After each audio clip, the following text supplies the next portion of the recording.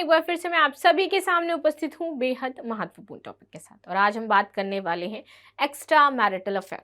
कान खड़े हो गए आप लोगों के? हाँ, बिल्कुल खड़े होने भी चाहिए, क्योंकि सुप्रीम कोर्ट ने यहाँ पर क्या है, एक ऐतिहासिक फैसला देते हुए कहा है कि एक्स्ट्रा मैरिटल अफेयर में यदि कोई दो लोग हैं और वो काफी लंबे समय तक सहमति के साथ चलता है, तो फिर उसके बाद यदि कोई महिला कोर्ट में जाकर के ये कहे या फिर पुलिस स्टेशन में जाकर के ये कहे कि इन्होंने मेरा रेप किया है, तो ये गलत है। देखिए, आज बहुत ये बातें कही जाती हैं, और अगर मैं बात करूं पुरुष वर्ग की, तो वो हमेशा ही ये कहते हैं कि जो महिलाएं हैं वो अपने जो उनको पावर्स दी गई हैं उसका गलत यूज करते हैं, और ये गलत यूज में ही आ रहा है। ठीक है, चलिए, तो यहाँ पर आप लोगों को एक संरक्षण दिया जा रहा है। इस बात का याद रखिएगा भाई कि आप लोगों के लिए भी कानून है, सिर्फ महिलाओं के लिए कानून नहीं है, तो अपने माइंड से ये चीज हटा देना। And this is damn true. कई बार पुरुषों को गलत केसों में फंसाया जाता है, और जहां पर महिलाओं की बात आती है उनका सपोर्ट किया जाता है। एंड ये सही भी है, करना भी चाहिए, क्योंकि कई बार क्या होता है, आप देखोगे कि मान लीजिए महिला है, उसकी यदि बातें नहीं सुनी जा रही हैं, तो फिर क्या हो, मिस यूज होने लगता है। तो मिस यूज पावर्स हमेशा की जा रही हैं अलग अलग लोगों के द्वारा, तो हम हमेशा ये नहीं कह सकते कि पर्टिकुलर महिलाएं मिसयूज कर रही हैं, पर्टिकुलर पुरुष मिसयूज कर रहे हैं। कुछ महिलाएं पावर्स का मिसयूज करती हैं, कुछ पुरुष पावर्स का मिसयूज करते हैं, तो ये दोनों में समान तरीके से लागू हो जाता है। लेकिन जब यहाँ पर बात आती है तो देखा गया है कि कई बार झूठे रेप केसेस लगाए जाते हैं, कई बार मोलेस्टेशन के केस आपके झूठे निकलते हैं, और कई बार ये सच भी होते हैं। ठीक है, तो इसी पर सुप्रीम कोर्ट ने इसे संज्ञान में लिया और कहा कि अगर कोई महिला आकर के ये कह देती है, उसने पहले सहमति से संबंध बनाए हैं और बाद में कोई मान लीजिए झगड़ा हो गया या कोई चीज हो गई, और फिर वो जाकर के क्या धमकी देगी कि हम तुम्हारी शिकायत कर देंगे जाके, तो ये वाली जो चीज है वो ऐसी नहीं होंगी। ये बातें यहाँ पर कही गई हैं सुप्रीम कोर्ट के द्वारा। तब इसी पर डिटेल में एनालिसिस कर लेते हैं, क्या इंपॉर्टेंट बातें यहाँ पर शामिल की गई हैं, क्या चीजें यहाँ पर कही गई हैं। ठीक है, तो टॉपिक को शुरू करते हैं। मेरा नाम है प्राची मिश्रा और संस्कृति आईएएस के इस प्लेटफॉर्म पर आप सभी का स्वागत है। चलो देखते हैं टॉपिक क्या है। Long term consensual affairs can not be criminalised as rape over false marriage promise Supreme Court. कि अगर लंबे समय से यहाँ पर आपका कंसेंट है, आप जानबूझकर ये काम कर रहे हो ना, कंसेंट इसको कहते हैं कि आपने जानबूझ करके अपने होशो हवास में ये काम किया है।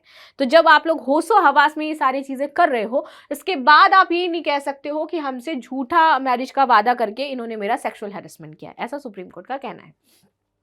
हाल ही में सुप्रीम कोर्ट ने कहा लंबे समय तक शारीरिक संबंध बनाए रखना और इसके बाद रेप का आरोप लगाना चिंताजनक है। फैसला था 2017 का, आपका एक मामला आया था, उससे ये संबंधित है। तो चलो जानते हैं, ये मामला 2008 से शुरू हुआ। इसमें महेश दामू खरे नामक एक विवाहित व्यक्ति है और विनीता एस जाधव नाम की एक विधवा शामिल है। दोनों के बीच में अफेयर था। जाधव ने बाद में यहाँ पर आरोप क्या लगाया कि खरे द्वारा उनसे शादी का वादा करके उनके साथ सेक्सुअल हैरेसमेंट किया गया है। खरे की पत्नी ने पहले जाधव के खिलाफ जबरन वसूली की शिकायत दर्ज कराई थी और वर्ष 2017 में जाधव ने खरे पर बलात्कार का आरोप लगा दिया था। तो ये मामला था पूरा, जो आपको यहाँ पर समझ में आया होगा कि क्या चीजें चल रही थी। आगे आ जाते हैं, सुप्रीम कोर्ट ने इस पर क्या कहा है। जस्टिस बी नरनतना ने एन कोटेश्वर सिंह की बेंच में ये फैसला दिया। कोर्ट ने एफआईआर को यहाँ पर रद्द कर दिया है, जो एफआईआर करवाई गई थी जाधव जी के द्वारा उस पुरुष पर। सुप्रीम कोर्ट ने कहा कि अगर एक महिला जानबूझकर लंबे समय तक शारीरिक संबंध बनाए रखती है, तो वह यह नहीं कहा जा सकता कि संबंध सिर्फ शादी के झूठे वादे के कारण बने थे। ऐसा तो है नहीं कि उस लॉन्ग टर्म में आपको पता ही नहीं चला होगा कि वो इंसान क्या काम कर रहा है, क्या करता है, कैसे उसके बैकग्राउंड क्या है, क्या सारी चीजें, कुछ तो आपको उसके बारे में नॉलेज मिले ही होगी उतने दिनों में।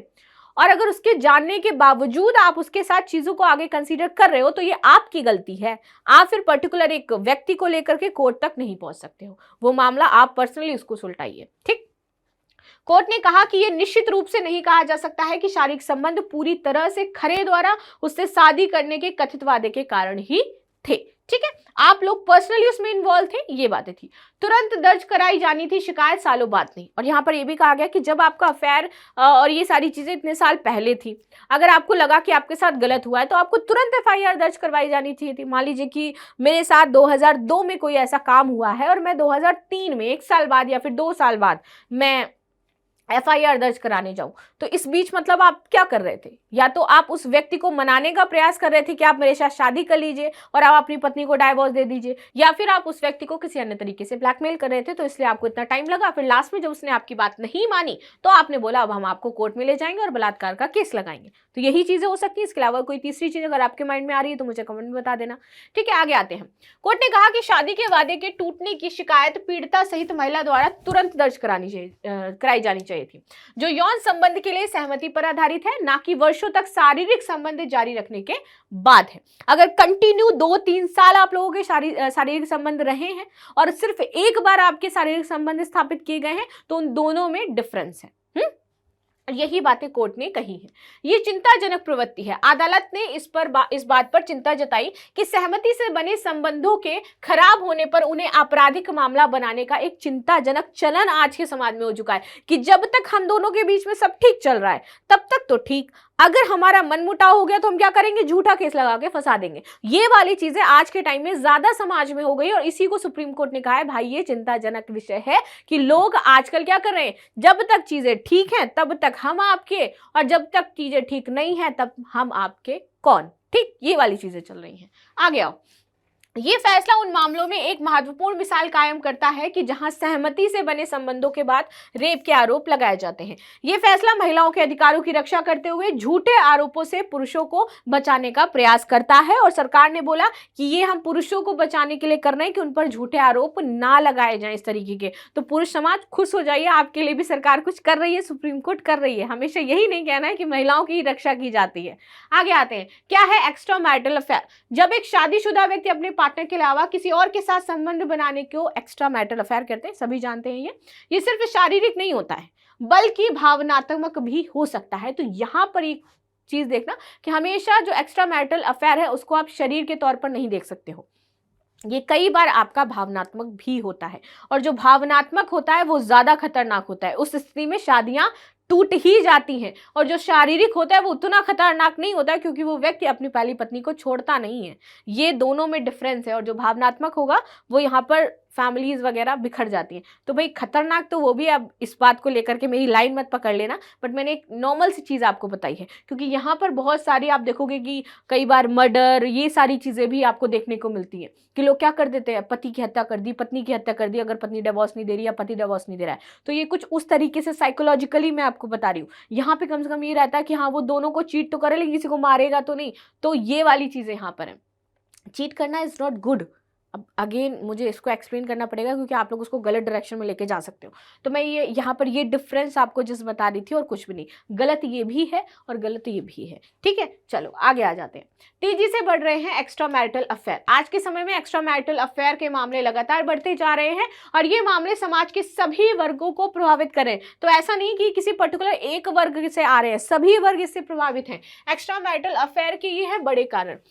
अपने परिवार और समाज के प्रेशर में आकर के जब कुछ लोग शादी कर लेते हैं, उनको मनपसंद जीवन साथी नहीं मिलता है, तो लोगों का एक्स्ट्रा मैरिटल अफेयर जायज है, कई बार बन जाता है। हालांकि एक उम्र का दायरा पार कर जाने के बाद उन्हें इस बात का एहसास होता है कि शायद वो गलत कर रहे हैं, कि वह अपने लाइफ पार्टनर के बारे में बहुत कुछ नहीं जानते हैं और उनके बिना उन्होंने शादी कर ली है, ऐसा भी उनको लगता है। तो जब बहुत टाइम बाद उनको ये रियलाइज होता है साथ रह के भी कि हम एक दूसरे को नहीं जान रहे, हमारी चीजें नहीं बन रही, और इसी बीच उनके संपर्क में कोई ऐसा व्यक्ति आता है जिसके साथ वो जुड़ाव महसूस करते हैं, तब आपको ये एक्स्ट्रा मैरिटल अफेयर वाली चीजें देखने को मिलेंगी। एक समय के बाद कई लोग अपने निर्णय पर अफसोस भी करते हैं। ऐसे केस अगर वह किसी ऐसे शख्स से मिलते हैं जो उनके जीवन साथी से बेहतर है, तो एक्स्ट्रा मैरिटल अफेयर एक बड़ा कारण बन जाता है। एक्स्ट्रा मैरिटल अफेयर के पीछे नहीं भारतीय महिलाएं, तो 77% अफेयर की वजह शादी में बोरियत और तलाक की बड़ी वजह रही है। ये बताया जा रहा है कि भाई जो 77% एक्स्ट्रा मैरिटल अफेयर है इंडिया में, जिसमें महिलाएं भी पीछे नहीं है, उसमें आप देखोगे लोग कह रहे हैं कि भैया हमें बोरियत होने लगी है रिश्ते में, कोई मतलब अपनापन बचा नहीं है, और इसी वजह से लोग तलाक भी ले रहे हैं। आगे आते हैं। एक्स्ट्रा मैरिटल अफेयर अपराध नहीं है। वर्ष 2018 में आप देखो तो सुप्रीम कोर्ट की एक बेंच ने सेक्शन 497 को आर्टिकल 14 एंड 15 एंड 21 का भी उल्लंघन माना था। इंडियन पीनल कोड का सेक्शन 497 जेंडर के आधार पर भेदभाव को प्रमोट कर रहा था। इसे न केवल 2018 में सुप्रीम कोर्ट ने बल्कि बृजलाल की अध्यक्षता वाली जो संसदीय पैनल थी इसने भी माना कि यह कानून केवल पुरुषों को सजा देता है जबकि औरत को हस्बैंड की संपत्ति के रूप में देखता है। ये आपका क्या है, गलत है। तो इसीलिए इसको आपका हटा दिया गया था और उसको डीक्रिमिनलाइज किया गया था। सेक्शन 497 पत्नी के प्रेमी को ही सजा के लिए यहाँ पर प्रावधान देती थी कि जो पत्नी का प्रेमी है उसको ही सजा दी जाएगी, जबकि भागीदारी तो दोनों की है ना उसमें। एक्स्ट्रा मैरिटल अफेयर ऐसा तो है नहीं कि पुरुष के कारण ही शुरू हो गया, पुरुष की ही मर्जी होगी, महिला की भी तो उसने ही बराबर की भागीदारी है। तो इसीलिए पहले क्या था, सिर्फ पुरुषों को वहां पर अपराधी दोषी माना जाता था, लेकिन अभी क्या है, दोनों वहां पर अपराधी हैं, दोनों ही बराबर के दोषी हैं। तो इसके साथ ये कर दिया गया, यानी जो प्रेमी है वही एडल्ट्री के दायरे में आता है। ऐसे मामलों में महिला के खिलाफ ना तो केस दर्ज होता था, ना ही उसे सजा देने का कोई प्रावधान था। एडल्ट्री में भारतीय कहाँ है इसकी बात करें तो 55% भारतीय अपने पार्टनर को धोखा देते हैं, ये रिसर्च कहती है, मैं नहीं कह रही हूँ। अगेन भाई मेरे को बख्श देना, कमेंट सेक्शन में मेरे को लेकर के कुछ मत बोलना। अगेन आई से कि 55% भारतीय क्या करते हैं इंडिया में, मतलब आधा, ये समझ के चलो कि आधे से ज्यादा हो गया, अब तो ये 5% एक्स्ट्रा हो गया कि वो लोग क्या कर रहे हैं, अपने पार्टनर्स को धोखा दे रहे हैं।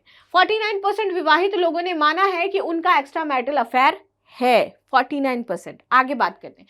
53% शादीशुदा भारतीय महिलाएं शादी से बाहर इंटीमेट रिलेशनशिप में रहती हैं, शारीरिक संबंध उनके रहते हैं शादी के बाद, ये भी 50% से ज्यादा है। चलो 43% शादीशुदा पुरुष शादी से बाहर इंटीमेट रिलेशन में रहते हैं। अब देखो एक बड़ा वर्ग ये कहने लगेगा भाई महिलाएं ज्यादा रहती हैं, पुरुष कम रहते हैं। आगे बात कर लेते हैं। 56% महिलाएं जीवन में कम से कम एक बार पार्टनर से छुप करके रिश्ता बनाती हैं, ऐसा कहा जाता है। 48% भारतीय मानते हैं कि दो लोगों के साथ एक समय में प्यार में वो रह सकते हैं, यानी कि वो एक साथ दो लोगों को प्यार करते हैं। तो यहाँ पर आप कुछ यूट्यूबर्स आज के समय जो पॉलीगॉमी चल रही है उसको देख सकते हो। 46% लोग मानते हैं कि पार्टनर के साथ प्यार में रहते हुए भी उसे धोखा देते हैं। अब देखो एक्स्ट्रा मैरिटल अफेयर पर कुछ फिल्म बनी है और ये हमारे समाज के लिए बहुत अच्छी बात नहीं है, ये हमारे समाज के लिए दुखद बात है कि हम इन चीज़ों को देखते हैं और ये बढ़ावा देती हैं आज के समय में। और यही पॉलीगैमी को लेकर के कानून बनाने की बात कही जा रही है कि आप देखो ये यूट्यूबर्स हैं, कुछ मुझे नाम नहीं याद आ रहा है अब इनका, किनकी दो वाइफ हैं और वो लोग अपना दिखाते रहते हैं, मलिक फैमिली समथिंग कोई, आई डोंट नो। तो यहाँ पर ये समाज के सामने गलत एग्जाम्पल फिट कर रहे हैं, ऐसा जबकि नहीं होना चाहिए, क्योंकि बच्चे फिर उससे इन्फ्लुएंस होंगे, उनको लगेगा दिस इज नॉर्मल। तो हमें इसे नॉर्मलाइज नहीं करना है समाज में, क्योंकि ये सही नहीं है। लास्ट में आपके लिए क्वेश्चन है कि हाल ही में सुप्रीम कोर्ट ने निम्नलिखित में से किस मामले पर फैसला दिया है, तलाक, संपत्ति, एक्स्ट्रा मैरिटल अफेयर या उपरोक्त में से कोई भी नहीं।